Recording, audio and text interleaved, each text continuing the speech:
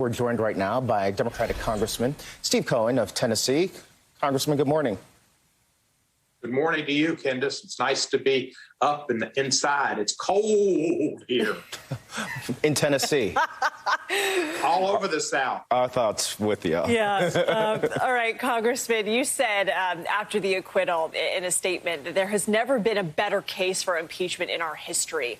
So why do you think 43 Senate Republicans voted to acquit here? And what does this say to Kendis's point about the direction of their party? They checked their consciences in the cloakroom before they went to the floor.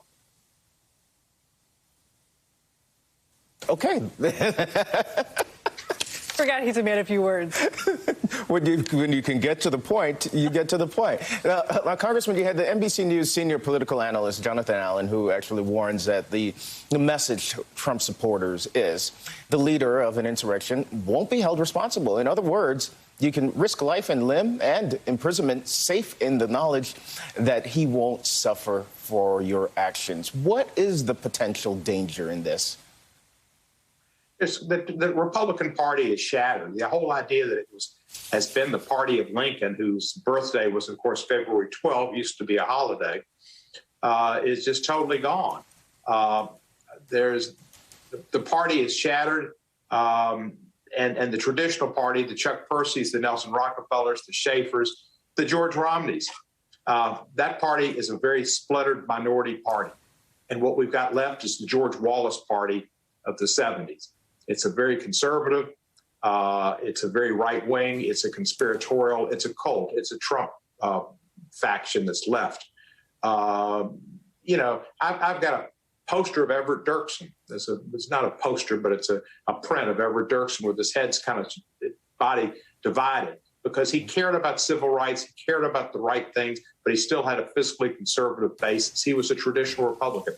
They hardly exist today. For the 7 Republicans who voted for conviction, I say I give them a upbeat. They were stars. Now, a couple of them, Senator Burr and Senator Toomey, are leaving. They can leave with their consciences intact. Senator Collins made a mea culpa for saying, well, impeachment was a serious thing. I think he learned his lesson. He didn't learn his lesson. Cassidy, I think, was a star to come forward from the Deep South. And George Romney and Murkowski and Sass have been consistent. But that only 7 or 14% of the Republicans voted correctly. This was a clear case. It was on television. He was responsible for this. He changed the narrative from facts to fiction, the alternative reality that they talked about from day one, the largest crowd ever for his inauguration. It was just an administration full of lies and deceit. It was un-American. It will hurt the Republican Party in the future. It hurts America's interest overseas. He did it. I mean, you don't think Klaus von Bülow, you don't think he did it? He got off. OJ, he and OJ might have dinner together and be able to yuck about it. Oh boy, Congressman, let's play some of that video again. We were just showing everybody of those rioters storming into the Capitol. You were there. You heard the banging on the doors. You say that it actually crossed your mind that you could die there. As a victim in this case, yes. I'm sorry to show this video to you again because it might be hard for you to watch having gone through it. Do you feel like the president just got away scot-free? He didn't get away scot-free. He should have been convicted. But there was the most number of senators in history to vote for impeachment. He's the only president to be impeached twice, and he was the most bipartisan impeachment. Little solace. He's got criminal trials to come. Hopefully he'll be found guilty because he is guilty in Atlanta for trying to interfere with their election, and in D.C. The D.C. DA needs to go after him too.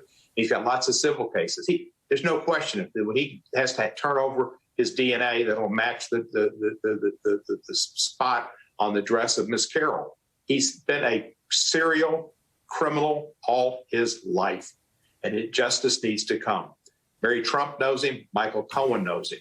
He is totally outside of the parameters of the law, and this was injustice. And it tells people you can get away with things. Maybe not eventually. And Mitch McConnell even said it. It's a shame Mitch McConnell didn't show leadership and lead 9 other Republicans with him to put this man in the past. We need to pursue Article 14 and see the ban him from running for office again. It was a dereliction of duty. He left me and everybody else, Vice President Pence and Speaker Pelosi primarily, but all of us, possibly to die. And he did not care because he does not have a soul. He has no remorse. He has no conscience. That's what a sociopath is. And a narcissist, it's all about him. We've had a classic psychiatric study patient for 4 years in America as president when he should have been locked up at Bellevue. And Congressman, you brought up Senator Mitch McConnell here, and he did hint at a way forward in his speech yesterday. Would you actually support a censure, or how about some potential criminal or civil case? Censor. It's a slap on the wrist. We should go after Article 14. I've had my staff researching what needs to be done to implement Article 14, Section 3, and to ban it from running for office again. I think that the federal government should pursue civil avenues to sue him for the damages done to the Capitol and any other damages that can be in a civil case, because he's responsible for that damage, and the government shouldn't just take it and pay for it. He should pay for all of the damages and all of for the people that Officer Sicknick's widows, and not his widow, but his family, his girlfriend, whoever. Whatever could be civilly garnered from a trial, he's responsible for it. He needs to be pursued in every way possible. He is a really a bad spot, a blemish on American government. It was said during the trial that he'd been derelict in his duties, and after he made his ellipse speech, all he did was watch television and relish in it, and didn't do what he should have done, which was to call out the National Guard to help protect the Capitol and protect the Constitution and protect us. He didn't do it. But, he didn't protect the country from the coronavirus over the last 6 months, and particularly after his election. He was so absorbed with himself in his election, he didn't do anything about COVID-19. He let the American people suffer, just like he let Congress suffer. He was asleep at the wheel the whole time because he was all looking in the mirror and concerned about himself. Congressman, thank you, and apologies to you and the folks in Memphis. 14 degrees right now. Ooh, that is chilly. He wasn't kidding. It's not supposed to get over freezing until Saturday. Stay warm. Welcome to the North.